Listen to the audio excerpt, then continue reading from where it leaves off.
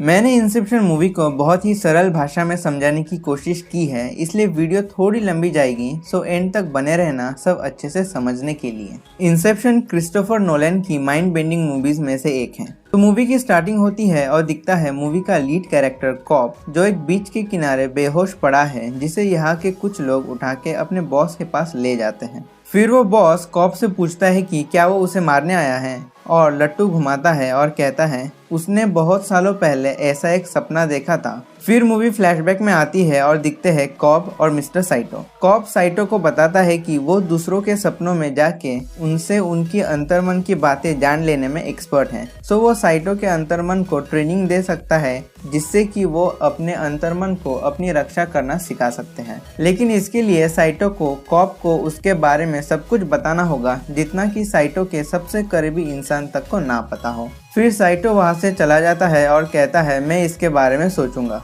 फिर वहाँ का सब कुछ हिलने लगता है जैसे कि मानो भूकंप आया हो। फिर सीन चेंज होता है और दिखता है कुछ लोग सोए हुए हैं और ये व्यक्ति इनकी निगरानी कर रहा है। फिर सीन वापस से वही आ जाता है और दिखता है कॉप चोरी छिपे उस साइटो के तिजोरी तक आता है और कुछ डॉक्यूमेंट्स की अदला बदली करता है। लेकिन तभी वहाँ साइटो, कॉप की वाइफ मेल और कुछ लोग वहाँ आते हैं उसके साथी आर्थर को लेकर। फिर साइटो उस लिफाफे को रखने बोलता है वरना उसका साथी मारा जाएगा। लेकिन मिस्टर साइटो को पहले से पता था कि वो एक सपने में है। फिर कॉप आर्थर को गोली मार देता है क्योंकि ये एक सपनों की दुनिया है और यहाँ कोई नहीं मरता, यानी जो यहाँ मरता है उसका सपना टूट जाता है और वो जाग जाता है। फिर आर्थर वहाँ सबको जगाने की कोशिश करता है क्योंकि सपने में कॉप मुसीबत में है। सो यहाँ ये एक मशीन है जिसके द्वारा 2-4 लोग एक साथ एक ही सपने में जा सकते हैं और फिर वो सपनों की दुनिया उन्हें हकीकत ही लगती है। लेकिन जो लोग इंटेंशनली आए हैं उन्हें पता रहता है कि वो एक सपने में है। ओके, तो सबके जागने के बाद ये पता चलता है कि जिस दुनिया में वो लोग जागे हैं वो भी एक सपना ही है और रियलिटी में वो सभी एक ट्रेन में हैं और ये सभी इसके सपने में हैं क्योंकि इन्हें किसी ने साइटो से उसके कीमती कागजात या उसकी कोई कॉन्फिडेंशियल चीज का पता लगाने के लिए उसके पीछे भेजा है। सो इनका यहाँ मिशन लगभग कंप्लीट हो जाता है और बाहर ट्रेन में ये व्यक्ति इसे जगाता है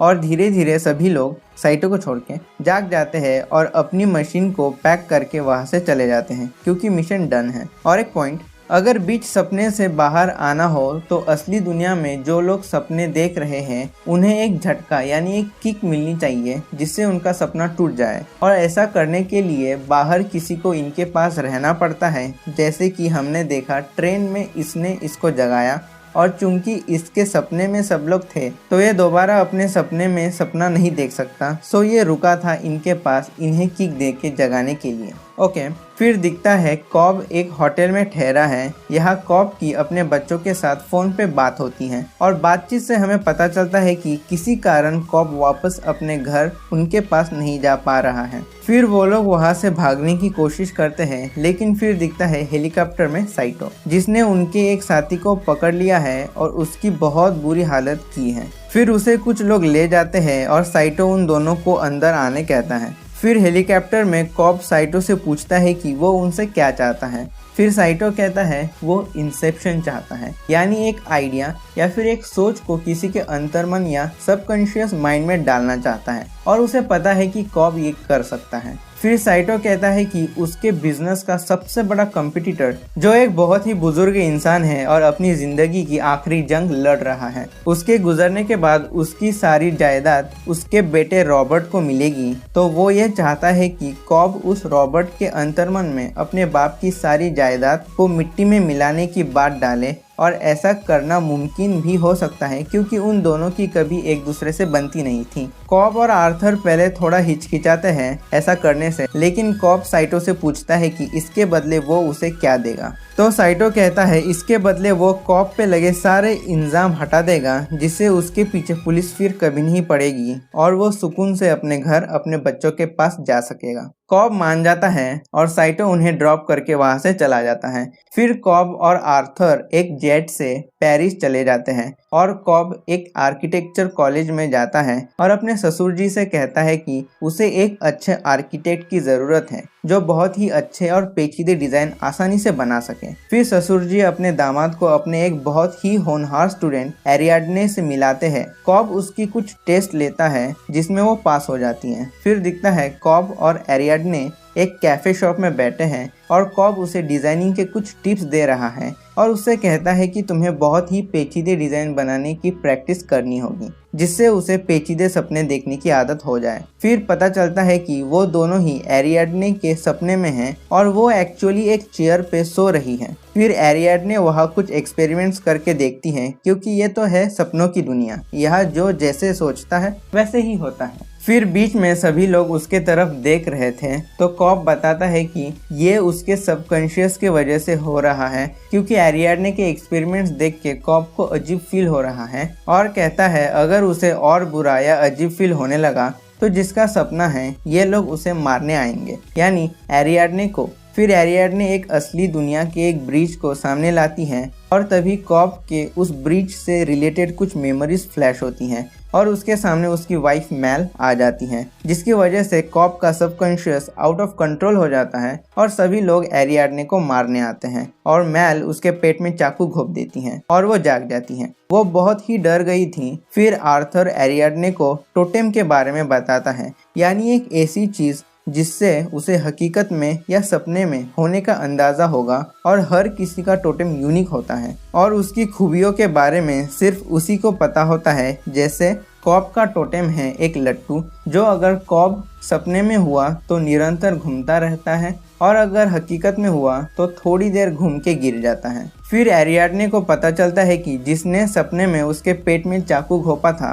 वो कॉब की वाइफ मैल थी और हकीकत में वो मर चुकी हैं। फिर एरियाडने वहां से चली जाती है ये कहते हुए कि मुझे ये सब नहीं करना। फिर दिखता है कॉब अपने टीम मेंबर्स को इकट्ठा कर रहा है जिनमें है ईम्स जो अपना फेस बदलने में माहिर है, यूसुफ जो एक वैद्य है और इसे एक कड़क नींद की दवा बनाने कहा गया है जिससे लोग आसानी से उठ ना पाए, और बाकी आर्थर एरियाडने तो है ही। एरियाडने हाँ वो वापस आ गई और कहती है ऐसा नशा और किसी चीज में नहीं। फिर दिखता है कि वो लोग प्लान बना रहे हैं और कॉब कहता है उन्हें 3 लेवल अंदर तक जाना होगा, यानी हकीकत से एक सपने में, फिर सपने के अंदर एक और सपने में, फिर एक और सपने में। बाप रे, बहुत ही पेचीदा है ना। तो कॉब कहता है सपनों में दिमाग 20 गुना ज्यादा तेज चलता है, यानी पहले सपने में उनका 1 हफ्ता बीतेगा, फिर दूसरे सपने में 6 महीने और तीसरे सपने में 10 साल, और ये सब असली दुनिया के 10 घंटों में ही हो जाना चाहिए। फिर वो प्लान बनाते हैं कि क्योंकि रॉबर्ट और उसके पिता के बीच कभी भी बनती नहीं थी और उसके पिता अब मरने वाले हैं, तो उसके दिमाग में ये डालना अच्छा रहेगा कि पहले से वो रॉबर्ट से बहुत प्यार करते हैं लेकिन कभी जता नहीं पाए, और उनकी आखिरी इच्छा ये है कि रॉबर्ट खुद अपने दम पे कुछ करके दिखाए। फिर कॉब कहता है ये सब करने के लिए उन्हें 10 घंटे तो लगेंगे। फिर साइटो कहता है सिडनी से लॉस एंजलिस का सफर 10 घंटों का है और रॉबर्ट अगले दिन लॉस एंजलिस जाने वाला है और वो जिस फ्लाइट से जाने वाला है उस फ्लाइट को ही साइटो ने खरीद लिया है, सो वहाँ वो जो चाहे वो कर सकते हैं। एरियाडने ने अब तक अपना आर्किटेक्ट कंप्लीट कर लिया था। फिर वो लोग उस फ्लाइट में चले जाते हैं और रॉबर्ट भी वहाँ आता है। फिर उसके ड्रिंक में कॉब नींद की दवा मिला देता है और उसे पीते ही रॉबर्ट सो जाता है, और फिर सभी उस मशीन के जरिए यूसुफ के सपने में यानी फर्स्ट लेवल में जाते हैं जहाँ बहुत बारिश हो रही थी, और रॉबर्ट एक टैक्सी लेता है। उस टैक्सी में आर्थर, ईम्स और साइटो होते हैं। फिर उन पे हमला हो जाता है। ये हमलावर एक्चुअली रॉबर्ट के सबकॉन्शियस माइंड के डिफेंडर हैं, यानी ये रॉबर्ट को बचाने आए हैं। फिर वो लोग रॉबर्ट को जैसे तैसे करके एक तहखाने में ले जाते हैं, लेकिन इस बीच साइटो को गोली लग जाती है। फिर वहाँ कॉब सबको बताता है कि जब तक असली दुनिया में उन्हें झटका नहीं मिलता तब तक वो उठेंगे नहीं, और अगर इस दौरान सपने में कोई मर जाए तो उसका सपना टूटेगा नहीं बल्कि वो सपनों की दुनिया में खो जाएगा, क्योंकि नींद की दवा बहुत ही स्ट्रॉन्ग है। इस पे ईम्स बहुत भड़क जाता है। फिर रॉबर्ट को लाया जाता है और उसे उसके पिता की तिजोरी का कोड पूछा जाता है, लेकिन रॉबर्ट कहता है उसे कुछ नहीं पता। फिर ईम्स रॉबर्ट के अंकल पीटर का वेश बनाता है और वो लोग ऐसा एक्ट करते हैं कि उन्होंने अंकल पीटर को भी किडनैप किया है और उसे टॉर्चर कर रहे हैं। फिर ईम्स अंकल पीटर के वेश में रॉबर्ट से कहता है उनको उस तिजोरी का कोड बता दो और हम यहाँ से छूट जाएंगे। लेकिन रॉबर्ट फिर कहता है उसे नहीं पता क्योंकि उसके डैड ने कभी बताया ही नहीं। फिर दोनों के बीच बहुत सारी बातें होती हैं और ईम्स रॉबर्ट को कहता है कि उसके डैड उसे बहुत प्यार करते हैं और उनकी एक आखिरी इच्छा है जिसे शायद रॉबर्ट पूरा करना चाहेगा। फिर कॉब एरियाडने को बताता है कि वो और मैल सपने शेयर करने वाली मशीन के साथ एक्सपेरिमेंट करते समय एक बार सपनों की दुनिया में खो गए थे और असली दुनिया के 5 घंटों में उन्होंने सपनों की दुनिया में 50 साल बिताए थे। फिर जब मैल ने वापस हकीकत में जाने से इनकार कर दिया तो उसने मैल के अंतर्मन में एक आइडिया इजाद किया, यानी एक इंसेप्शन, जिससे वो लोग वापस असली दुनिया में आ गए। लेकिन ये असली दुनिया भी मैल को सपनों की दुनिया ही लग रही थी और उससे भी बाहर आने के लिए मैल कॉब के लाख मना करने के बाद भी सुसाइड कर लेती हैं और चूंकि ये दुनिया तो असली ही थी इसलिए वो मर जाती हैं और जाते जाते वो कॉब के खिलाफ उसके मर्डर केस की एफआईआर दर्ज करके जाती हैं, जिससे अगर वो मैल के साथ ना कूदे तो पुलिस उसे पकड़ के मार दे, जिससे वो असली दुनिया में वापस आ जाएगा मैल के हिसाब से। लेकिन मैल ने तो असली दुनिया में ही सुसाइड किया और मर गई, जिसका सारा इंजाम कॉब पे आ गया और इसी कारण वो अपने घर अपने बच्चों के पास नहीं जा पा रहा। फिर दिखता है फर्स्ट लेवल पे यूसुफ एक वैन में सबको लिए घूम रहा है, सबको रॉबर्ट के प्रोटेक्टर्स से बचाते हुए, और सभी लोग सेकेंड लेवल में एंटर कर गए हैं, यानी अब आर्थर के सपने में, जहां सभी लोग एक होटल में हैं और कॉब रॉबर्ट को ये यकीन दिलाता है कि उससे किसी ने किडनैप किया है और वो एक सपने में है और वो यानी कॉब उसका सबकॉन्शियस प्रोटेक्टर है। रॉबर्ट सब मान लेता है और कॉब का कहना मानता है। फिर चूंकि ये आर्थर का सपना है तो वो अंकल पीटर को ऐसा दर्शाता है कि उसी ने रॉबर्ट को किडनैप किया है और वो रॉबर्ट की जायदाद हथियाना चाहता है। फिर कॉब के कहने पर रॉबर्ट मान जाता है कि वो और एक सपने में जाके ये पता करे कि रॉबर्ट के पिता कहाँ हैं और वो आखिर क्या चाहते हैं। फिर सभी थर्ड लेवल में चले जाते हैं, यानी इस बार ईम्स के सपने में चले जाते हैं, जहां उसने सभी को एक बर्फीले इलाके में लाया है जहां एक हॉस्पिटल है जिसके अंदर रॉबर्ट के पिता हैं। सभी लोग वहां के लोगों से जान बचाते हुए हॉस्पिटल तक पहुंचते हैं, लेकिन वहां मैल आ जाती हैं कॉब की सबकॉन्शियस मेमोरी की वजह से और वो रॉबर्ट को मार देती हैं। इस पे सभी लोग निराश हो जाते हैं क्योंकि रॉबर्ट मर गया, यानी वो असलियत में कोमा यानी सपनों की दुनिया में खो गया होगा, यानी उनका मिशन फेल हो गया है। और उधर साइटो भी मर जाता है क्योंकि उसे फर्स्ट लेवल में गोली लगी थी और अब तक उसका बहुत खून बह गया था। लेकिन तभी एरियाड ने आइडिया देती है कि वो और एक सपने में जाए और वहां से रॉबर्ट और साइटो को वापस लाए। लेकिन उधर फर्स्ट लेवल में यूसुफ पे काफी ज्यादा हमला हो रहा था, जिसकी वजह से उसने टाइम से पहले ही उन्हें किक यानी झटका दे दिया वैन को ब्रिज से नीचे गिरा के। अब वैन पानी में गिरने तक उनके पास टाइम है वापस आने का। इसी कारण सेकंड लेवल पे आर्थर भी किक जनरेट करता है उन्हें जगाने के लिए। फिर थर्ड लेवल पे कॉब और एरियाड ने फिर एक सपने में चले जाते हैं, इस बार कॉब का सपना, यानी ये फोर्थ लेवल है। वहाँ वो मैल के पास जाते हैं। मैल कॉब को वही रहने बोल रही थी। कॉब को अपने बच्चे दिखते हैं पीछे से क्योंकि लास्ट उसने उन्हें ऐसे ही देखा था। फिर एरियाड ने मैल को मार देती हैं और रॉबर्ट को लेके वहाँ से चली जाती हैं क्योंकि थर्ड लेवल पे ईम्स ने किक जनरेट कर दिया था वहाँ ब्लास्ट करके।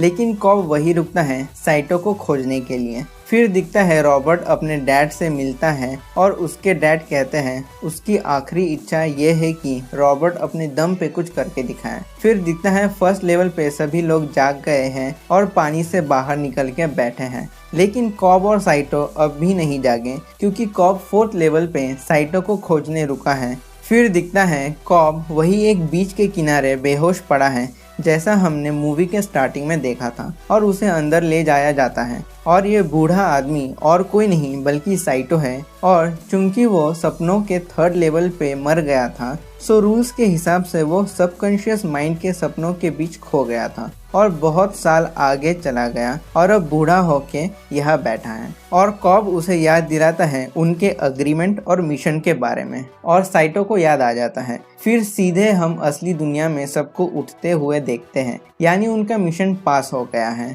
और साइटो एक फोन करता है जिससे कॉब अपने घर शांति से चला जाता है और बाकी लोग अपने अपने रास्ते। फिर दिखता है कॉप घर आ गया है और अपना लट्टू घुमाता है चेक करने के लिए कि वो असली दुनिया में ही है या सपनों में। लेकिन तभी वो अपने बच्चों को देखता है और खुशी के मारे वो उस लट्टू को भूल जाता है और हमें दिखता है कि वो लट्टू तो घूमता ही जा रहा है और मूवी यही खत्म हो जाती है। अब इसका क्या मतलब हो सकता है? कॉब अब भी सपनों में ही है या असली दुनिया में है? ये एक बहुत बड़ी पहेली है, क्योंकि पूरी मूवी में हमने जो जाना उसके हिसाब से तो यह सपने में लगता है, लेकिन उसने कभी अपने बच्चों को नहीं देखा था और लास्ट जैसा देखा था वो हमेशा सपनों में अपने बच्चों को वैसे ही देख पाता था, यानी सिर्फ पीछे से। लेकिन यहाँ वो उनके फेसेस भी देख पा रहा है और बच्चे थोड़े बड़े भी लग रहे हैं। तो फिर इस लट्टू के घूमते रहने का क्या मतलब हो सकता है? मूवी सस्पेंस में खत्म हुई है तो ये एक्सप्लेनेशन भी सस्पेंस में ही खत्म होता है। बाकी आपको क्या लगता है कमेंट में जरूर बताना